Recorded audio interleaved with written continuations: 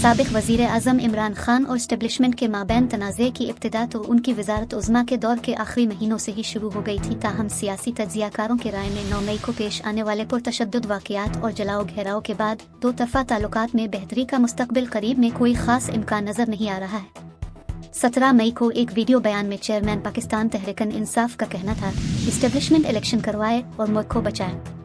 मैं कब से इंतज़ार कर रहा हूँ कि कोई हमसे बात करे। ताहम तज्ज़ियाकारों के मुताबिक मामलात जिस नहज पर आगे बढ़ रहे हैं, इसके पेश नज़र इमरान खान की बातचीत की पेशकश भी अलवक्त पूरी होती नज़र नहीं आ रही है। पाकिस्तान की सियासी तारीख पर अगर नज़र दौड़ाई जाए तो माजी में सियासतदानों और फौजी इस्टेब्लिशमेंट के दरमियान लड़ाई दो तरफा फासिलों की खलीज को वसअत देकर सियासी हुक्मरानों को इक़्तिदार से महरूम करने का बाइस बनती रही है और उसकी इब्तिदा पाकिस्तान के क़याम के कुछ अरसे बाद से ही शुरू हो गई थी। पाकिस्तान की तारीख में ऐसी कई मिसालें मौजूद हैं जिनसे साबित होता है कि फौजी इस्टेब्लिशमेंट से महज आराई का अंजाम कभी ना तो सियासत और न ही सियासतदानों के हक में सामने आया। ये अप्रैल 1953 का वाक़या है जब इस वक्त के वज़ीर आज़म ख्वाजा नाज़िम अल-दीन को गवर्नर जनरल गुलाम मोहम्मद ने अयूब खान की मुआवनत से वज़ारत उज़्मा के ओहदे से हटा दिया गया। उन्हें एक ऐसे वक्त में हटाया गया था जब उन्हें न सिर्फ असेंबली का एतमाद हासिल था बल्कि कुछ ही अरसा कबल वो असेंबली से बजट भी पास करवा चुके थे। क़य्यूम निज़ामी अपनी किताब जर्नल और सियासतदान तारीख़ की अदालत में लिखते हैं कि बाज़ मौरख़ीन के मुताबिक ख्वाजा नाज़िम अल-दीन जो दस्तूर तैयार करवा रहे थे इसमें गवर्नर जनरल के इख्तियारात कम कर दिए गए थे। नाज़िम अल-दीन अयूब खान को तौसी देने और फ़ौज के हजम को कौमी वसाइल से ज़्यादा बढ़ाने के मुखालिफ थे।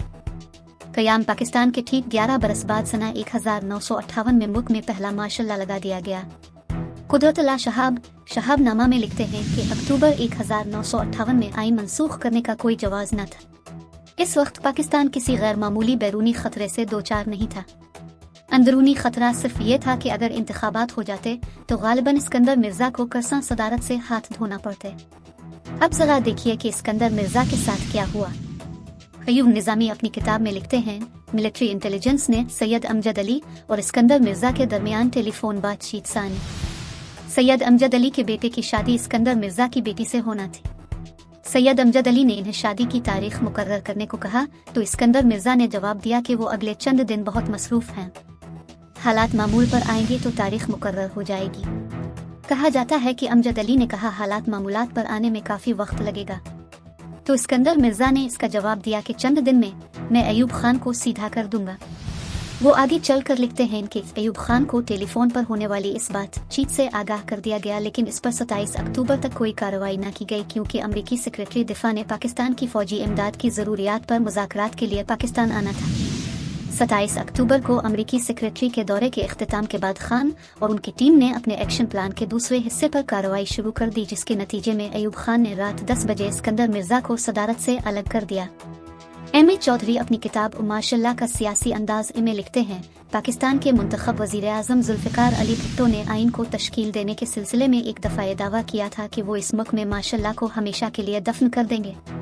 ये वक्त की कितनी बड़ी सितम ज़रीफ़ी है कि मार्शल लॉ ही की हुकूमत ने इन्हें फांसी दी और दफन किया। तज्ज़ियाकारों के मुताबिक पाकिस्तान की सियासी तारीख में इस्टेब्लिशमेंट और सियासी हुक्मरानों के माबैन इख्तिलाफ का नतीजा कभी सियासी हुक्मरानों के लिए अच्छा नहीं रहा। जुल्फ़िकार अली भुट्टो हुआ जो मियाँ नवाज शरीफ हूँ या बेनज़ीर और यूसुफ रज़ा गिलानी हूँ या फिर इमरान खान। जुल्फ़िकार अली भुट्टो फ़ौज और ब्यूरोक्रेसी में इस्लाहात के ख़्वाह थे और जमहूरी बालादस्ती को कायम करना चाहते थे। उन्होंने इक़्तिदार संभालते ही कई आला दर्जे के फ़ौजी अफसरान को मुलाजमतों से सुबुकदोश कर दिया, जिनमें लेफ्टिनेंट गुल हसन खान भी शामिल थे। इसी तरह अफवाज के चीफ्स के ओहदे की मुद्दत भी 1 साल कम कर दी।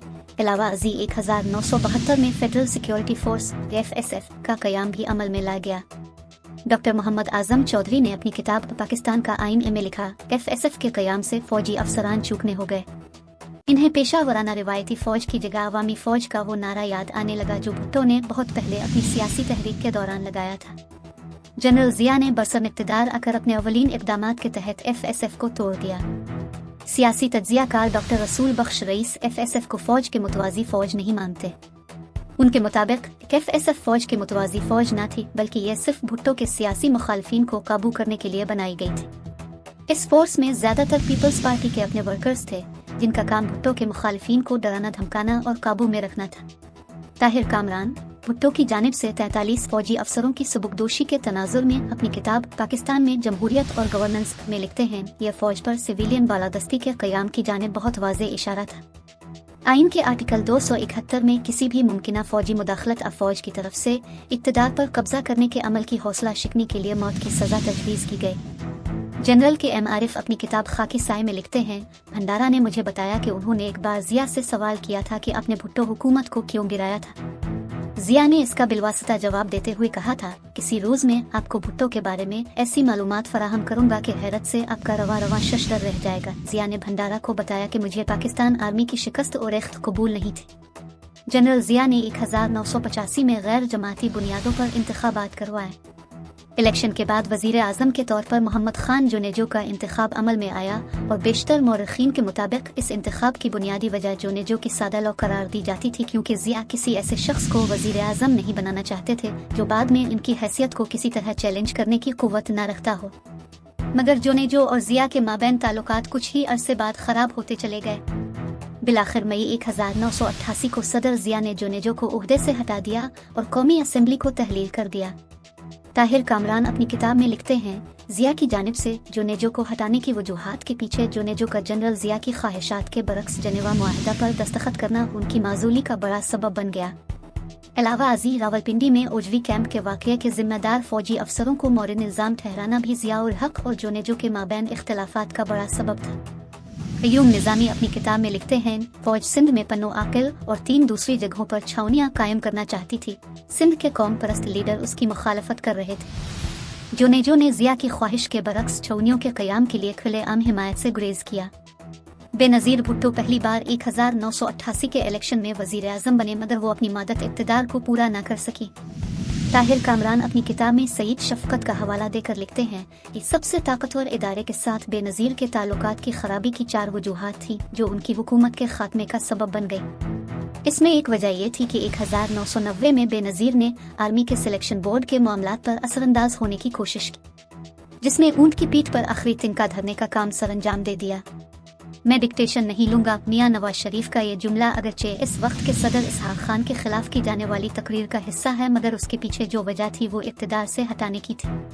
मियां नवाज शरीफ के इक़्तिदार का पहला दौर इसी शोरिश और महाज आराई की नज़र हो जाता है, मगर जब ये दूसरी बार वज़ीर आज़म बनते हैं तो अवाम की अक्सरियत का एतमाद लेकर बनते हैं, मगर फिर भी अपना दौर मुकम्मल करने से कासिर ठहरते हैं और जनरल मुशर्रफ उन्हें हटाकर इक़्तिदार पर कब्जा कर लेते हैं। आयशा सिद्दीका ने अपनी किताब Pakistan's arms procurement and military build up में लिखा है कि नवाज शरीफ की पॉलिसियों के बरक्स फौज ने अपने इदारे को महफूज रखने के खदशात के पेश नज़र इक़्तिदार पर कब्जा किया। फौज को खदशा था कि नवाज शरीफ फौज को अपने कंट्रोल में लाकर डाउन साइजिंग करना चाहते हैं। इसके साथ साथ फौज ने नवाज शरीफ की जानिब से अस्करी अमूर में मुदाखलत को भी नापसंदीदगी से देखा, जबकि रसूल बख्श रईस का ख्याल है कि जब नवाज शरीफ के पास 1997 के इलेक्शन के बाद 2/3 अक्सरियत आ गई तो वो फौज के काबू में न रहे और उन्होंने भुट्टो की तरह सिविल सुप्रीमेसी लागू करने की कोशिश की। स्टेब्लिशमेंट से अपनी महाज आराई के बावजूद सना 2013 में नवाज शरीफ आम इंतखाबात के नतीजे में तीसरी बार वजीर आज़म बन गए, मगर तीसरी बार भी अपनी मुद्दत पूरी नहीं कर पाए। सना 2016 में एक खबर सामने आई जो आने वाली तारीख में डॉन लेग्स के उन्वान से मशहूर हुई। कहा जाता है कि नवाज शरीफ की ताहियात नाअहली के पीछे एक बड़ा मुहर्रिक डॉन लेग्स रही। इस खबर को रुकवाने में नाकामी की बुनियाद पर परवेज रशीद, जो इस वक्त वजीर इत्तलात थे, को ओहदे से हटा दिया गया था। इस मामले की संगीनी खुलकर इस वक्त सामने आई जब पाकिस्तानी फौज के शोबा ताल्लुकात आमा ISPR के सरबराह मेजर जनरल आसिफ गफूर ने वजीर आज़म हाउस की जानिब से डॉन लेग्स से मुताल्लिक जारी एलामिये की तरदीद करते हुए ट्वीट किया था कि ये नोटिफिकेशन मुस्तरद किया जाता है, ताहम बाद में हुकूमती नोटिफिकेशन मुस्तरद करने वाली ट्वीट वापस ले ली गई थी। मुल्की तारीख में कई वज़राए आज़म अपनी मुद्दत पूरी न कर सके, जिसकी बड़ी वजह अस्करी और सिविल क़यादत में तनाज़ात करार पाती है।